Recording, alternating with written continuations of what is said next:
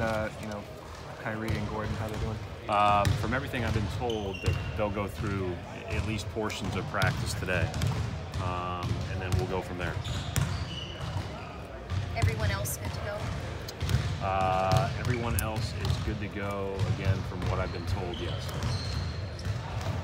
You talked about not skipping steps. It's the beginning of preseason.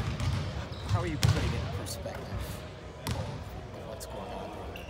Yeah, I mean, we're not we haven't played good basketball.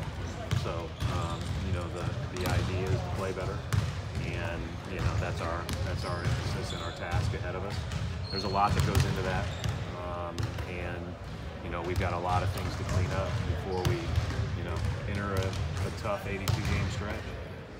You mentioned the other night that it has looked differently behind closed doors. What has been different? What do you, I guess, like? Yeah, I just think, we've got a lot to clean up. But I just think for whatever reason, we've played with more purpose behind closed doors.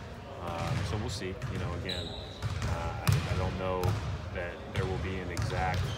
I don't know that we'll be able to point to the preseason and say that it was responsible one way or another for how we played. But at the same time, I think that we've proven we've got a long way to go. You don't know how those things are going to work out, but is there some measure of relief with Marcus just getting fined, not getting any more than that? I mean, obviously, you want him available for games, for sure. Brad, he's an emotional player to begin with. Everything that he's going through, do you kind of talk to him? How do you handle that with him?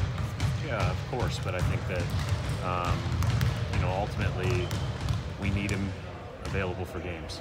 Again, that's the bottom line, and there's obviously a history there with those two guys, and he just reacted and again escalated the situation, and that's why he got kicked out and fined.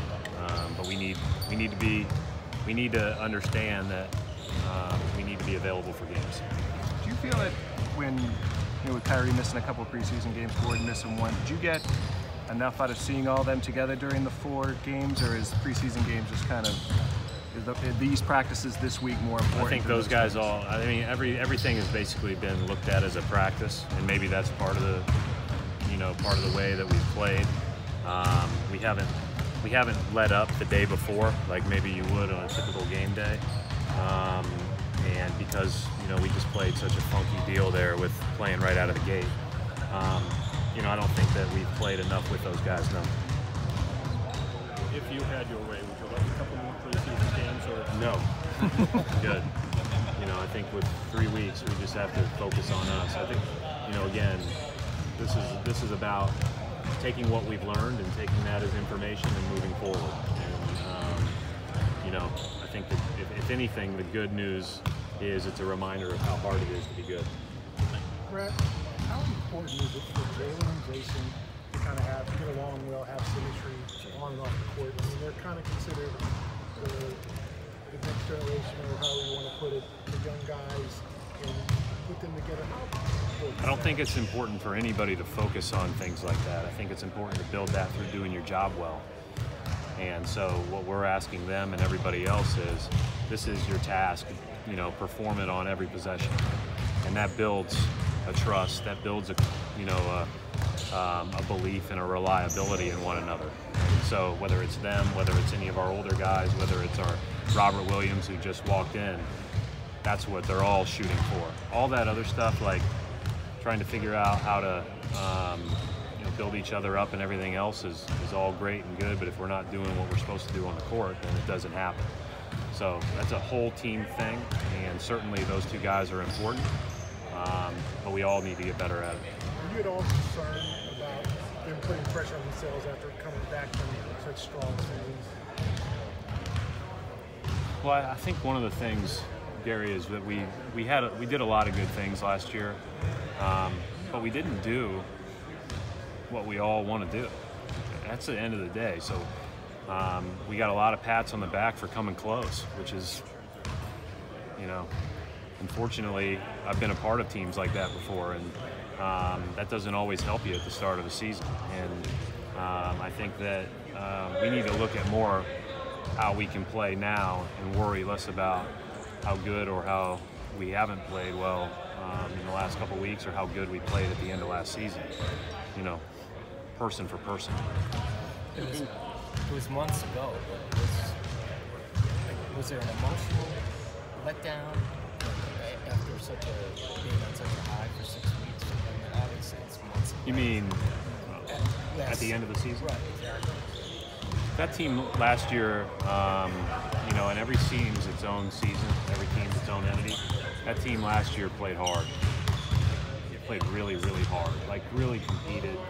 Really, you know, we weren't perfect. You go back and watch those playoff games, and there were some of the games we won, we didn't play all that well, especially on the offensive end, but we just kind of, you know, grit our teeth and won it. And so those are things that, you know, have to be non-negotiables if you're going to be a good team. And, you know, again, I think when you start a new season, you know, these are good reminders of how hard it is to win. I don't care who you are. You got to perform at a high level to win a basketball game in the NBA. Coach, when you talk about the way you guys have been competing behind closed doors this season, how close has this team been to what that team was last year behind closed doors? You've been here a while now with the Celtics coach. Has time just flown by, or has it been? It has flown by. I mean, to think that it's already the 6th year is pretty wild. You know, I don't take it for granted. I don't think that you ever wish the days to fly by, but I think that it has.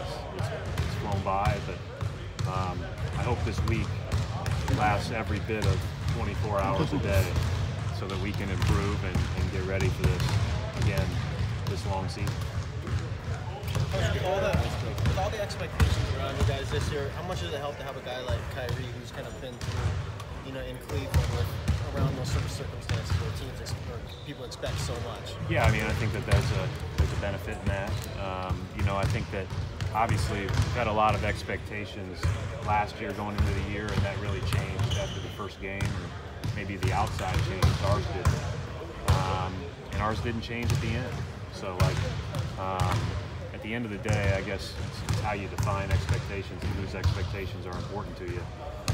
But it does help to have somebody who's kind of been through it when there's more attention, you know, more talking points, all that other stuff. I think that's a benefit. Thank you.